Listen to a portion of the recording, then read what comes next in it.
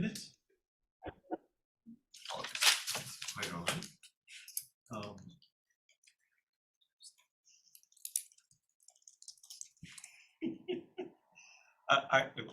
I think Mr. Inafuentes would be a wonderful choice. I accept the nomination. All those in favor say aye. Aye. Any opposed? Very good. Jason, you'll be our temporary secretary. Thank you very much. My pleasure. Hopefully everyone has a copy of the agenda either in front of them and or received it in advance. Any suggestions for changes or revisions to that? I'm not sure what the difference between a change and a revision is, so let's just keep right on going. All those in favor of the agenda as printed, please say aye. Aye. Any opposed? That's what we'll go with. That takes us to brief announcements by authority members. Does anybody have any brief announcements? Seeing no hands in the air, we'll march right on. Takes us to the public comment period for this meeting. And I note we have a member of the public here today. And I don't see a whole raft of folks online. Any public comments? Waiting. Hearing none, we'll charge on. The consent agenda has been previously distributed. It's on the next sheet. Is there anything from the consent agenda that needs pulling, or can we take the consent agenda as approved? Can it be adopted as approved?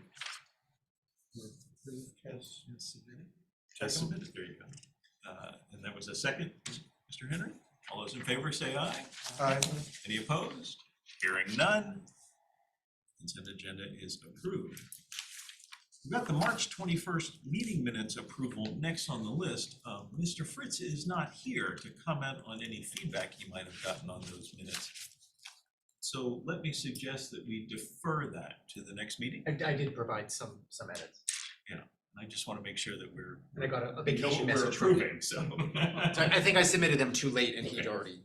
let's, if there's no objection, let's defer that to the next meeting. Okay. Second. I'm just going to steamroller over this, not even ask for a vote. And that takes us to old business. Yeah. Okay. Batty 2021. Mike? Yes, sir. Thank you all for joining the meeting this evening. Just a real quick update on 21. We have launched all the project areas. That was done on March 31st. And since that time, preparations for what is called the closeout report have been top of mind. And they are incomplete at this point.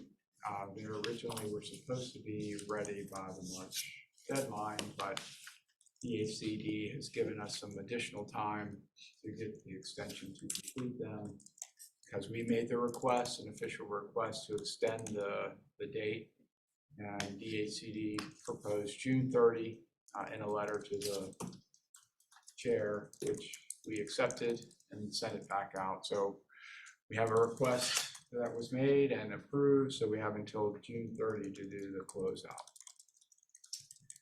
Any questions about that? Have we gotten any further feedback on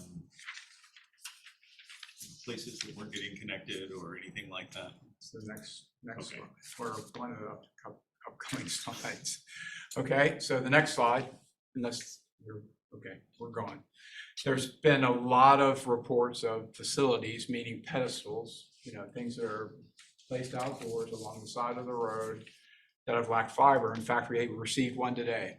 I think it's every other day, either Jason or I are triaging issues of people in the remote areas, the rural areas of the county, calling us up and saying, I've ordered, I got my discount, which was great. They got their discount. And then an installer will show up at their home, start to do their install, and then go out to the road, check the pedestal, and the pedestal is not ready to be fired up. So there's a lot of work that has to happen. there just seems to be a lot of miscommunication between the multiple parties that are doing this install. The good news is And that, to clarify, the consumer thinks they're doing business with Brightspeed.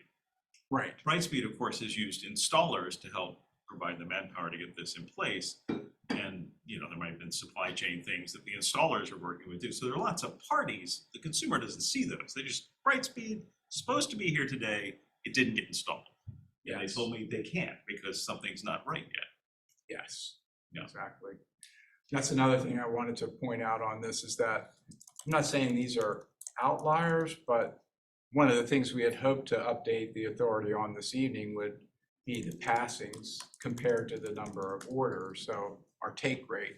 And unfortunately, Brightspeed was unable to get us the information we needed to produce a updated take rate calculation. So apologies from Brightspeed and our office for that data not being available. So it's hard for me to tell everyone, look, we're just getting a few, and most of the installs are happening. And we are getting thank you emails from many people saying it's the greatest thing that they've been able to connect to fiber. So, you know, a neighbor will have fiber, and the next door neighbor will have fiber, and the next door neighbor will have fiber, and then the fourth neighbor down is like, well, what happened to me? So it's turning into a little bit of a triage thing, but we're working through it. So we're working with Brightspeed. We send them over, they immediately turn them over to their contractor, and the contractor, sometimes the next day, but often there's a couple of days that pass before they come out and light up the fiber and get people connected. On top of all that, we're also dealing with some issues that we had early on in the project where schedules will happen, a technician is scheduled to come, a person has been given an 8 to 5 window because that's the national window that Brightspeed has provided, and they can't change it for some reason for this project. And a person will stay at home all day and the technician will never show up or cancel. So that was a huge problem early on in the project, and that has reared its head again. So we're sort of knocking those out as they happen. So that explains the scheduling. And we haven't had any this week thus far. We had 3 or 4 last week. And those are always frustrating because people are waiting at home. These are ones that have been reported. Right. Right. That's You don't know true. how many there were. That's true. That's true. Good thing. Yep. So we don't know. Now we know how many have been successful. What do we know? Yes, thank you. And that's where the take rate information is so valuable, is it gives us sort of An objective measure. exactly an objective measure of their progress to completion of all of these orders. And the prior month's data demonstrated that they were generally moving to all of the trends were moving in the right direction. Not having this data in hand, we can't speculate, but anecdotally, we've seen many more complaints about installation failures in the last month than in the prior several months. I have a couple of observations about this.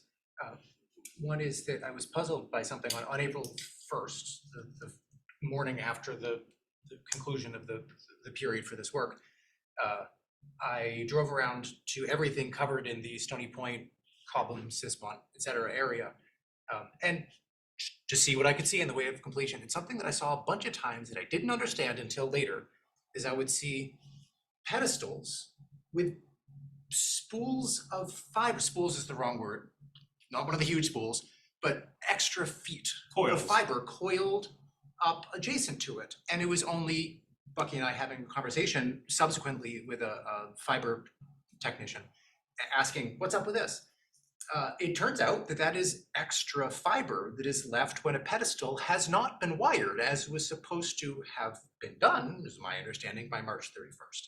So the pedestals were illusions. They were just things in the ground that fiber passed by, so that then when somebody says, hey, I'd like to order service, and a technician comes out and finds the pedestal is not wired up, it's just a box with fiber passing through it or by it. So I saw a bunch of those and didn't understand it. Now I understand, particularly as friends and neighbors had complained about this exact problem. second point that I want to make is that my mother-in-law is, I think, on her third visit. First, she signed up and just heard nothing for, I don't know, weeks, however long it was. She signed up day one. Didn't hear anything for many weeks, didn't know what was happening. They billed her, but didn't hear anything. And then finally somebody showed up and said he couldn't do anything because he didn't have blueprints. Did she have blueprints? And she said, I don't understand. He said, well, I need the blueprints because we need to know how to get from the pedestal to your house. She said, I don't understand. And he left. And so she called me very confused, didn't understand what he was talking about. I didn't know either, and she didn't know when he was going to come back. She wasn't even expecting him to show up. Then somebody, I don't know if it's the same person or not, shows up again a couple weeks later. She's delighted that this person has returned, but says he will need to access every room in her home where she needs internet access. And she said, I thought that was what Wi-Fi was for. And he said, well, no, it would need to be every room where you're going to have service. And then he said he couldn't hook her up anyway for reasons that she didn't understand or he didn't explain, or I don't know which, and then he left.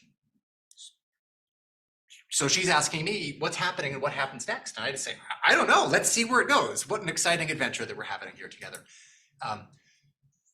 I've heard many anecdotes like this from folks in the community about there's a pedestal that can't actually be hooked up to, or technician never shows up without explanation, or shows up and can't complete the work for a known reason like the pedestal, an unknown reason like blueprints. So I don't know what's happening here, but I will say the former point, I'm really troubled by the illusion of completed work.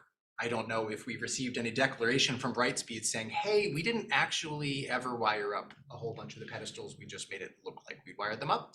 But as somebody with a bunch of experience overseeing government contracts for big technology projects, I'll just say that is a bad smell. You smell that and you get the sense that something else might be wrong. And actually, I guess as I'm talking, I'll raise one other point that some of you all have already seen my emails about, that the last possible, I think it was a Saturday, if they said everything done by a Friday or a Saturday, I forget. So I was surprised on I think it was a Sunday night, Saturday night, whatever. My in-laws were coming over for dinner. They're driving up the driveway a few minutes after 5 and said, somebody's digging at the bottom of your driveway. So I went to see what was up, and it turns out that at the very last minute to meet the deadline, instead of horizontal drilling, they just trenched straight across my driveway and my neighbor's driveway. I have a speed bump, a substantial speed bump at the bottom of my driveway. In the spirit of trying to be an effective member of the authority, the next morning I went down with a little hand shovel and dug up the very loose soil because it was just trenched up and let the dirt fall back in, and found 13.5 inches down was the depth of the fiber. Now I know a little bit about standards for this. You want at least 36 inches deep. I have since met with, we had representative from Brightspeed and a representative from their vendor come to the bottom of my driveway. I was less concerned with my home than I am with the standards for the construction in Stony Point. They say that they'll remediate it at some point. I haven't seen any crews since or anybody do anything like that.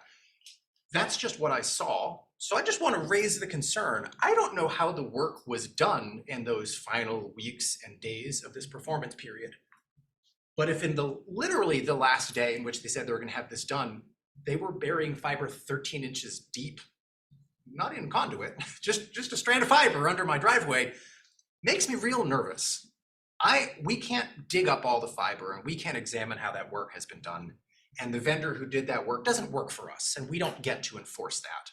But I am concerned that they've installed a substandard network that is going to have problems when it's struck by not being buried deep enough that we won't learn about for years until Brightspeed is some new company. They have a new pair of nose glasses and a new trench coat, and CenturyLink has a new name.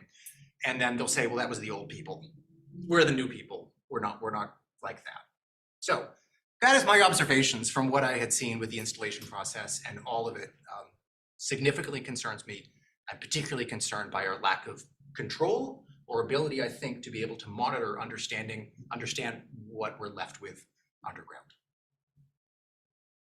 I'll stop talking now. Mr. Chair, if I may, we have one more slide to discuss on this matter, and then I'm happy to do a high-level overview of what the reporting an invoicing process will look like, and I believe that might help Great.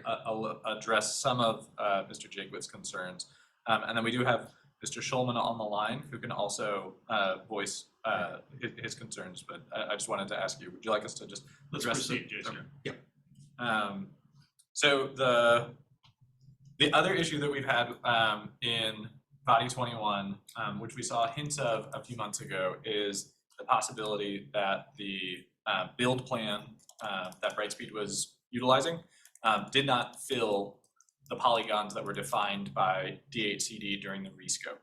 So to review, mainly for people that might be on the call, when originally proposed in the summer of 2020, this was a vastly different project. It was awarded under, I believe, almost 2,000 passings. And then in March of 2021, the Rural Digital Opportunity Fund award from the federal government came, which superseded the state award and resulted in a rescope of the entire project so that the portions that were now assigned to an RDOF award could be removed, and the project could be rescoped to still meet Brightspeed CenturyLink's business plan. And so that rescope happened. There was an agreed polygon, and from that agreed polygon, a set of points, 1,675 points, were derived by DHCD. And I wanted to just point that out because it'll come up later, but there was a polygon that Brightspeed provided, that CenturyLink provided, and then from that, DHCD derived points that add up to 1,675 passings. That list does not match for the Stony Point and the Keswick area. The list that we have from DHCD of which addresses should have been taken care of does not match the list that Brightspeed has provided for those two areas. We've identified 32 parcels that we believe should have been included in the Stony Point and Keswick area. We haven't had the opportunity to assess the entire project to see if there are any similar issues, but we are hopeful that we're going to get that information from Brightspeed so that we can do an assessment. And in the interim, we are working with Brightspeed and DHCD to come up with a plan for addressing those parcels that should have been included but were not. And that is an ongoing discussion with them to move forward towards completing the project as proposed. The extension of the project to June 30th obviously benefits making sure that this gets completed in a timely manner. But I'm happy to answer any questions on that part. Do we have any idea of what the order of magnitude of the gap between the project passings and the Brightspeed passings? Is it 550, 500? It's difficult to assess without having the list that they're operating off of. So one of the inclusions in your packet is a letter from Ms. Pamela Sherwood. I believe it's the first one that cites a figure of over 1,800 serviceable units. We don't know where they got that figure, and I believe that figure is their assessment of how much they've built. Without having that list, it's hard for us to say for certain even what the magnitude of the delta is going to be. I can say, as we were coming up to the close of this project, was when we first had calls where somebody would say, I checked with you several months ago. You told me that I was inside the polygon, that I was inside the space, and then when I received the list of addresses that are going to be included, I was not included. That's the first time that had happened. And I don't know if that's a strong indicator, but it's the first time that we'd encountered that particular problem. Right, our detailed charts itemized up to 874 passings, which is about half of 1,675. Right. So I'm feeling like there's some white space that needs to be filled in. So interestingly, the original Stony Point and Keswick plan was over 900 passings, which would have put them with 875 in all of the prior, would have put them within shooting distance of their 1675 goal. Over. And so we're continuing to work with Brightspeed to try to Close that. yeah, to validate all of the addresses. And this relates very deeply to the invoicing. So just to again, sort of start with at a high level, the reporting process, every month, Brightspeed has sent our office a report that we then enter into CAMS. That report is an analysis of how many passings were laid, how much fiber was laid, how much work was done to advance the project. At the end of the project, the closeout is a full inventory of all of that work in greater detail. And that's where part of the issue in the request for an extension was the amount of detail they would need to provide was not an amount of detail that they had readily at hand yet, because they had not yet been invoiced by their contractors. They go through a process before they pay their contractors of requesting verification of all of the stuff the contractor says that they did, and that includes photographs, and Mr. Schulman actually provided a glimpse of this a few meetings ago, photographs of the facilities installed, photographs of the cabling in place and the trenched conduit. So they have their process of inventorying all the work that was done prior to them remitting to their vendors, to their contractors. In a similar way, when they submit to our office for both locally controlled funds and state controlled funds, they're going to be submitting an invoice that includes a validation and an inventory of what specific work they are invoicing for. And what issues they found and are working on correcting, similar to what Waldo has reported. And so They're not going to pay their vendor until the vendors corrected the issues that they identify. So they're doing their own audit of the work that was done by their subcontractor. So we definitely have a problem with the way the contractor worked through the project. It's up to Brightspeed to go through and correct the issues before they pay. So it's going to be a while before we're invoiced. The one thing that needs to be clear is we're not paying for anything that's outside the 2021 project area. So if they built fiber that's clearly outside of the 2021 project area, then the Broadband Authority nor the state will pay for that specific work. That's less of a concern to me than making sure that all The the other people ones that are were in covered, this exactly. project area have been covered. Because they've been subsequently excluded from any other considerations. We've had because these they were in this project. So exact conversations with DHCD. It's like we've got to come up with a plan on how the people who are left out are going to be served. do we have a sense of when we might get an update in terms of numbers from Brightspeed? Well, put it in over a week ago to Pamela Sherwood, who recognized it and appreciated it. It's amongst 4 other major areas that need to be provided by Brightspeed before we even start the closeout process. And she has only recognized that it's there. I repeated that request again this week, and she still has not responded. We have no feedback. Okay. Well, thank you. I'm not mad at you guys. Well, I'm just trying to understand the situation. I want to put a slightly finer point on something that you said. I am concerned that the corporately, I'm going to adjective that word, the corporately rational thing for Brightspeed to do is to take the loss on anybody who wasn't served. Oh, well, we don't get that money. Because for them, it's substantially more expensive to have a crew work here and then here and a little bit here and hook up that house here. It would have been much cheaper to do it presumably at the time that they had the crew out doing the work. But at this point, it makes more sense to take whatever financial hit they get by not winding up serving those houses, leading to, Bucky, exactly the problem that you cite of, okay, but these people need service and they're in a donut hole that was not of our making. And we have an obligation to figure out how to serve those folks. So I appreciate we don't need to do that yet. We have to exhaust all other paths, but I'm very concerned about that. Can I suggest that we have Mr. Schulman respond to some of this, and then I'm happy to also, in our discussion about some BAO work, address that particular concern. Sure, let's do. Mr. Schulman, you should be able to unmute yourself. Yes, can you all hear me at this point? Yes. Yes, we can. Great, thanks. Well, so I kind of feel like somebody turned a fire hose on me because I've been trying to frantically write down all of the issues as they come up. So I'll try and hit some of these while I'm here. We built to the places, and from the Brightspeed perspective, we built to the places that we had committed to build to. We didn't build to any more than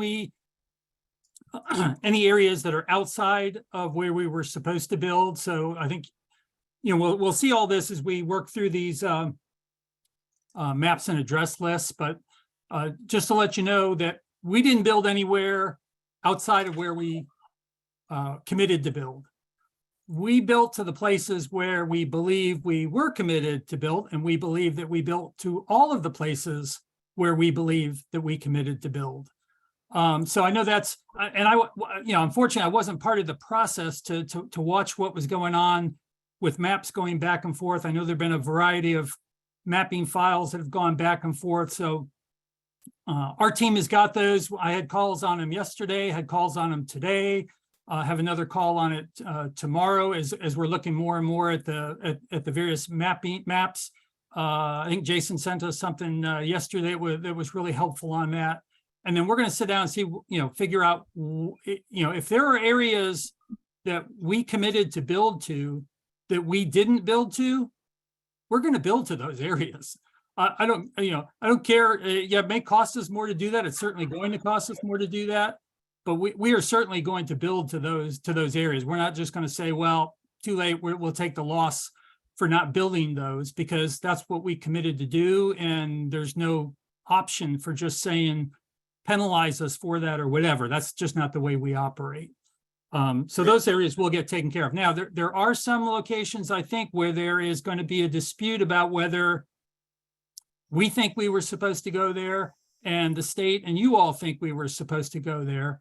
I know of one area that it's out Route 20 as you get towards the Orange boundary, Orange County boundary there. I think there's about 20 homes there, 20 locations out there.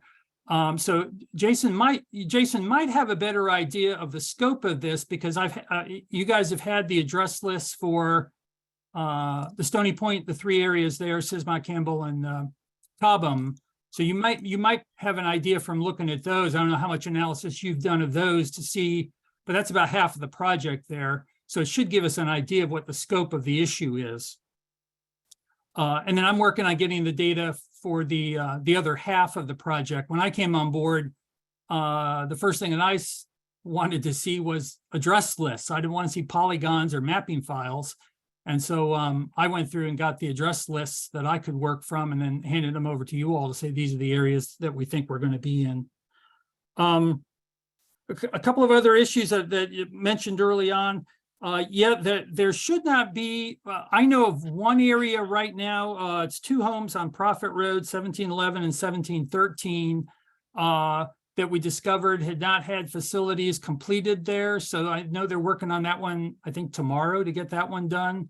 And if there are any others of those that are out there, please let us know. I mean, it's a project this size, you're going to have some of those. We recognize that. We want to get those fixed, because if they don't get fixed now and it's 6 months from now, then it's on our dime as opposed to our contractor's dime. But at the same time, I think I've shared some of those audit reports that we've shown you, and they are pretty detailed at looking at things. I mean, it was down to a wrong number stenciled on a box somewhere that we caught and had the contractor go back and correct. So it's in our best interest to have as many things raised as quickly as possible by you all, and then we'll go in and do our own audit to make sure that everything that we're paying the contractor for is done. And then we don't submit anything to you all until the contractor says they're complete. They hand us over all their documentation, and then we do our detailed audit of what they did before we pay them. And all that happens long before we come and ask you all for money back out of the program. Mr. Jakewith, I have not heard of your mother-in-law's issue, but if you would pass that information along, I'd be certainly glad to take a look at it. I'm I particular. would rather not, thank you. Okay. It seems like not a good use of my position on the authority. I will give her information to contact the Broadband Authority, but I would rather That would, not. yep, that would be terrific. Because, you all know I've been here long enough that I hope you recognize that part of what I see is I'm looking for those trends and problems that we have. So if something comes up and I see a problem that's a trend, I want to find out, okay, what are we doing wrong on a system-wide basis that could be causing us problems? So, I know that there are going to be those ones and twos where we have problems. I recognize those and I'll work on those too. But I'm particularly interested in cases where, like somebody saying that you got to go room to room in order to install broadband.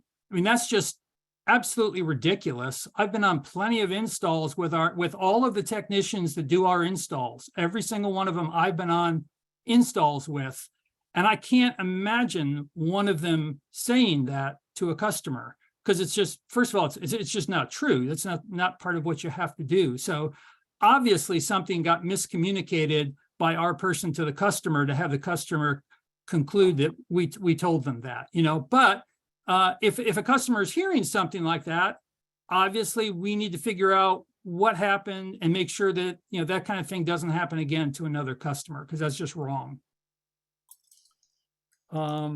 I do apologize. I actually saw the take rate report this afternoon, and I had a couple of corrections that I thought ought to be made on it. Sent it back to Heather Lee, who's my person that handles that. I thought she was going to get those to you. I will get on that immediately. I actually, when I looked at the numbers, it was hard for me to tell for the new areas that have launched, whether we're doing well or not, just because it's so early on. I really don't have a frame of reference to go to, but we'll get those to you tomorrow. I did go back and at least look at all the numbers from everything that launched before Stony Point, added all those up, and I think I came out with about a 44% take rate on the, and those were all the areas that, are a couple months out at least in getting done. So, want to at least share that I saw that on the take rate there. The chart that they sent me had all the areas included, Sismont, Campbell, and Cobham, and the Stony Points, and it said on the chart Sismont and Campbell, and I knew that wasn't correct, so I wanted to get them to break that down correctly for you all. But again, I apologize, and I will get that to you tomorrow. Rich, your commitment to get this project done so that the end result is what we all thought it ought to be is something I look forward to. And as soon as we can get some details, we'll all be able to move forward. Yep. Any other questions, Mr. Schulman? No, I'm hoping that between staff's work and Brightspeed, we're able to get a report that overlays the data. And so we can have some accuracy around the size and the complexity of any challenges. In other words, find out where we really are. Yeah. And noting that on the payment side, that's going to be held until we're clear on all this. Yes, the address list is very important to us, Rich. Yeah, I'll put an extra squeeze on that. In fact, I did that as I was on the road coming back to Richmond today. So, Okay. Is there anything else on Body 2021? Maybe we move on then. Okay.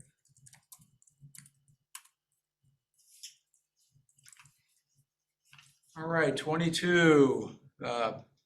Hopefully, some of you were able to attend the town hall that happened for the Red Hill area on April 20th. We do have that going live here in the spring into the early summer. So late May, June will be connections going on there if everything goes well. So there could be things that hold that up. Standardsville area is coming in the fall. So that one's working. That's the green area at the top, and for colorblind, hopefully REC Standardsville stands out there.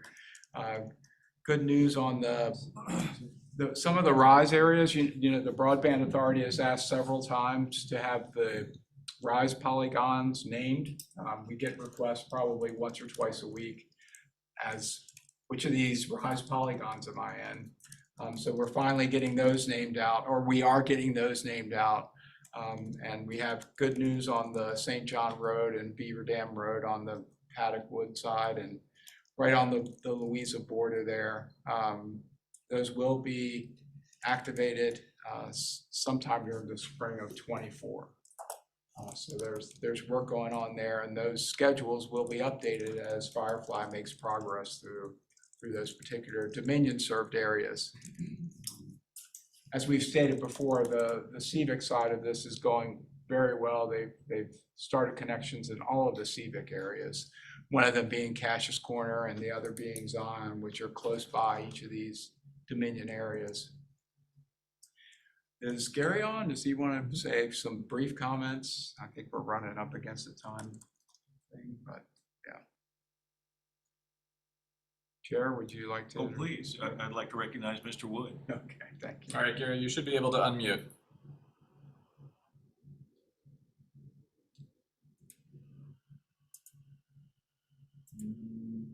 Gary, if you're talking, we're not hearing you yet. I think you're muted. Yes. There. He's unmuted himself. Gary, can you hear us?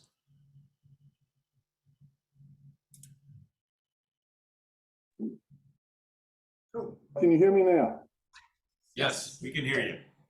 All right, sorry, little technology issue, had a different set of speakers on. Yeah, so I won't spend long. Mike covered things pretty well, but we are splicing this week in Red Hill. We should be able to start getting some connections there. Hopefully within the next month, we'll start connecting folks in there. We are connecting them all along in Whitehall and Red Hill and Schuyler portions of CVEC. It's kind of as a separate piece. And today I heard that they're starting make-ready engineering in the Keene area of AEP. That is just started up the field work, but they have moved in there to begin the field work in the Keene portion of AEP, which is the rest of AEP that wasn't included in the Red Hill piece. And Dominion continues to work on their middle mile. We have picked out a couple of areas where we are going to do more underground work and not wait as much on their last middle mile construction. Just help speed some small areas along, and that includes those areas like St. John's Road.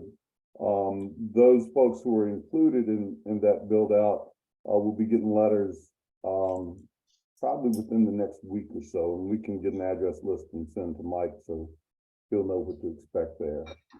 But there are a couple of little polygons up in that northeastern corner that we're going to start moving into, and we've got to do data collection and then design, and then we'll just build most of that underground. So we are continuing to work in multiple areas, trying to get as many people on as fast as we can. I'll take any questions. Questions for Mr. Wood? I think we're all set here. Thank you very much, Gary. All right, thanks.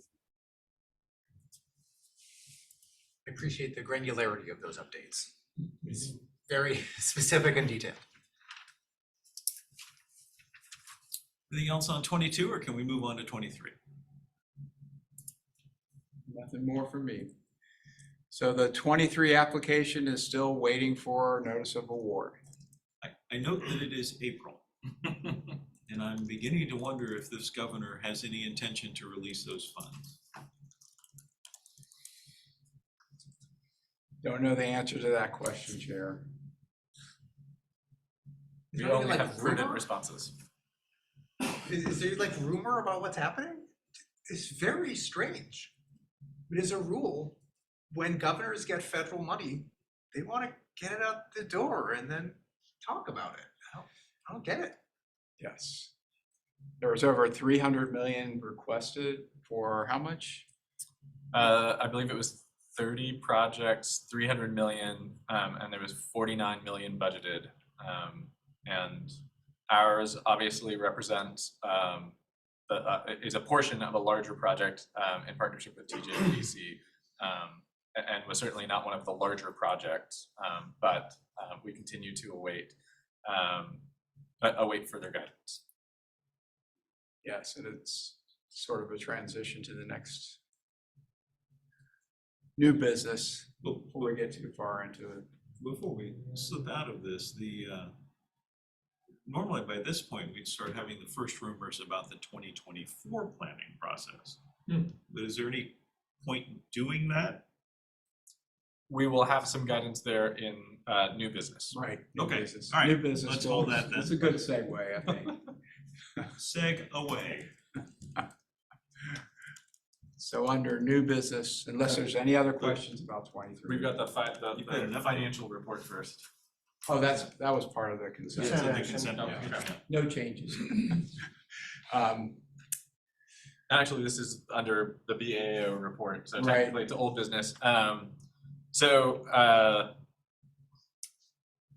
As we were preparing for Body 24 and BEAD, we are evaluating coverage gaps. BEAD is the federal, sorry. the federal funding that's coming down, and the Commonwealth will know by June 30 exactly how much money is coming and the rules and regulations around. So that may give you a hint on what is going on with the 30 million that was requested for 23. That gives me a hint. I don't know the absolute answer on any of this, but go ahead. I just wanted to make sure everyone understood what the BEAD acronym is. So the guidance that we've received is that Body 24 will reflect BEAD regulations. And the expectation is that as DHCD moves into Body 24 preparation, what they're really preparing for is a rolling funding process, where the initial Body 24 guidelines will then be rolled into the BEAD guidelines once those are available, and then it will become less of a annualized program and more of a rolling program until funds are exhausted. So a complete change. It will be a change in structure, and we've got some news about how we're going to learn more about that. As we're preparing for that, one of the things that we're doing is evaluating coverage gaps between earlier data, so that's data that we've collected ourselves, or data that the state has provided, or data that we've received from body programs, and then the most up-to-date FCC data. A lot of this is to make sure that we are plugging any holes that are created by changes in coverage claim, but also to use the data that is going to be used by the federal government as a means of identifying specifically what areas are covered by whom, and then validating that so that any gaps can be closed in the future. And to Mr. Jaquith's earlier point, one of the other things that we're looking at is verification of prior body projects, verification of current body projects, to ensure that the builds to those locations are accurate. One option that we have for ensuring that areas that did not get covered by either previous or current projects is a reserve of ARPA funding that BAO has a number of options for how to spend and is looking at them. But right now we're kind of holding our powder because we want to make sure that if we need to intervene with ARPA funding to resolve some of these issues, that funding is available.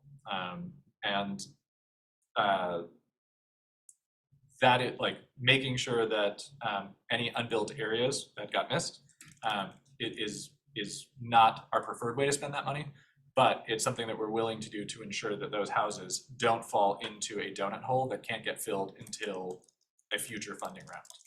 Do we have any inkling as to what the BEAD regulations might be, might look like?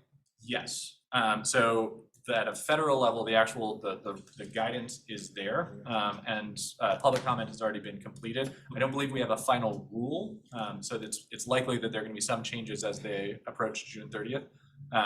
But the rough outline is fairly similar to ARPA in terms of areas that it's willing to cover. The standard remains a build to 100/100, and a threshold of 100/20. So under 100/20, but above 25.3, you're considered underserved. Under 25.3, you're unserved. Unserved areas have priority over underserved areas, but with the expectation that the amount of funding that Virginia will receive will be far greater than the amount necessary to complete unserved areas. It's likely that we will also be able to take advantage of equity and reliability components to address areas where we feel like there are opportunities to improve performance and serve areas that are otherwise underserved or underserved in the economic sense, not the broadband sense. Okay. Any questions on that? You guys are going to talk about the ACP outreach grant next, yes? Yes, and so for that one, we are still waiting a notice of award. The FCC's process has been a little bit laborious, but I believe that we have answered all of their questions to the best of our ability, and we are expecting to receive a notice of award shortly. The preparations for that include working with HR to prepare to hire 2 to 3 digital navigators. Those navigators are going to be doing outreach and engagement with, in partnership with community organizations to spread the word about ACP and also provide in-person enrollment assistance for those that need help. We are also looking at training methods for preparing those navigators to do this work effectively and efficiently. And there's actually a great curriculum provided by Education Superhighway, which is a digital equity, a digital inclusion community organization or national organization, sorry, that is targeted at ACP enrollment assistance. And then we're also preparing an RFP for digital marketing services to do a broad effort to engage by digital display ads and text messages, as well as the preparation of a hotline that would allow those that are completely unconnected to reach out to us and get assistance from our navigators. Always is the question, how do you reach people who are completely unconnected? And a 1-800 number is exactly the way to do it.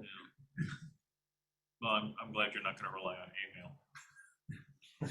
No, in fact, email was not included in our proposal, nor is it going to be included in the RFP. We have discussed in the past, and this isn't my priority getting this news out, but we've discussed in the past whether some other regular county mailing could be used as a vehicle for sending out a brochure or something, such as, personal property tax or real estate tax. Oh, and by the way, here's a way we can help you. Just put it out there again, that's all. We will bring that to our engagement team for their consideration. Anything else on this or any questions? Okay, can we move on then to new business? New business. So for the board, there's a DHCD listening session, and it's really changed from prior years. Prior years, there was a combination of the partners and the ISPs in the same room together to learn about what's going on with the next round of body. So not only have they changed the name, they've also separated the 2 groups. We're trying to figure out why. It's a competitive arrangement. So we're definitely planning on attending and possibly being able to sit in on the internet service providers listening session on May 17th. And we'll also sign up for and attend. We consider ourselves a nonprofit. The Broadband Authority is a nonprofit. And plus, due to the great work that Jason has done with the digital inclusion and equity type efforts, he does have a community organization that he represents. It's loosely formed, but it's certainly a community organization. So we feel definite on May 16th and probable on May 17th and definite on May 22nd. So those will be great listening sessions and they will be recorded.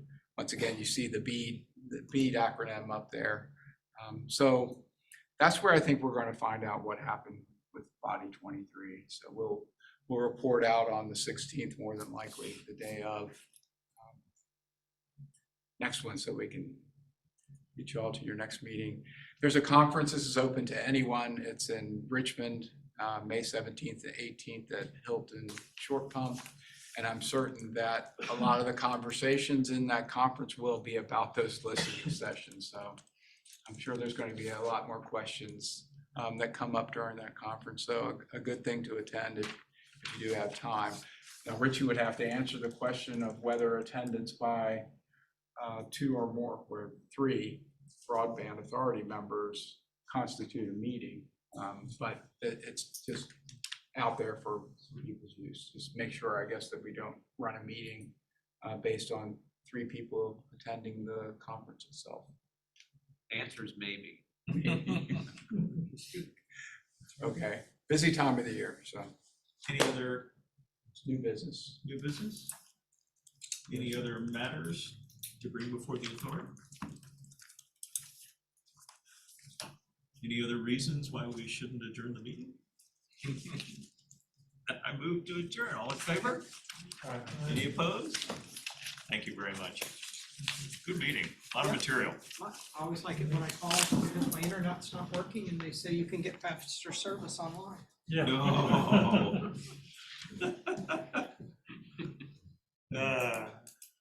Is they got a 6 p.m. meeting, huh? Public hearing on the budget. Ah. It always